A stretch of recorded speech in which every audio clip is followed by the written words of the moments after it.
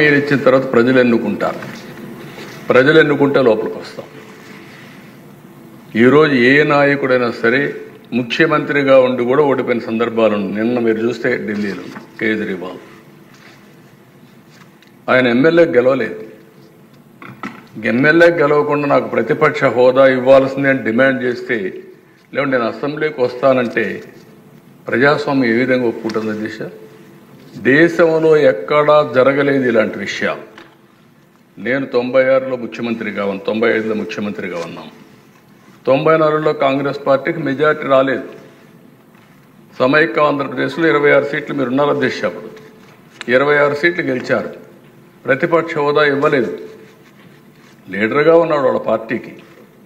ఇలాంటి సాంప్రదాయాలు మర్చిపోయి ప్రతిపక్ష హోదా ఇవ్వాలని డిమాండ్ చేయడం ఏ విధంగా సబబో ప్రజలు ఆలోచించాల్సిన అవసరం ఉంది అధ్యక్ష.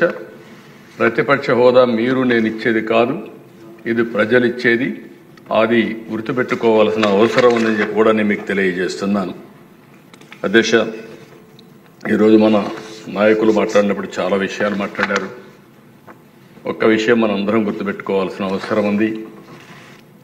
ఎన్ని కష్టాలున్నా ఈరోజు ఈ ప్రభుత్వం ఒకటే ఆలోచిస్తున్నాం. ఏదైతే ఆ రోజు ఎన్నికల్లో నేను, పవన్ కళ్యాణ్ గారు, బీజేపీ ముగ్గురం కలిసి ఎన్డీఏ కూటమిలో ఎన్నికల మేనిఫెస్టో ఇచ్చాం, సూపర్ 6 చెప్పాం. ఈరోజు కూడా చెప్తున్నాం, చిత్తశుద్ధితో పనిచేస్తాం, కష్టపడి పనిచేస్తాం, రాత్రింబగళ్ళు శ్రమ చేస్తాం.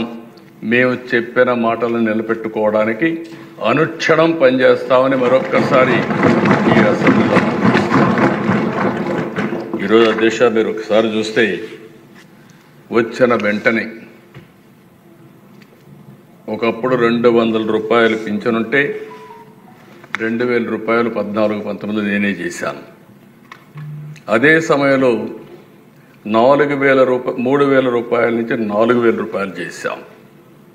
ఇంకొక పక్కన దగ్గర దశ మీరు చూస్తే 8,08,570 మంది దివ్యాంగులు.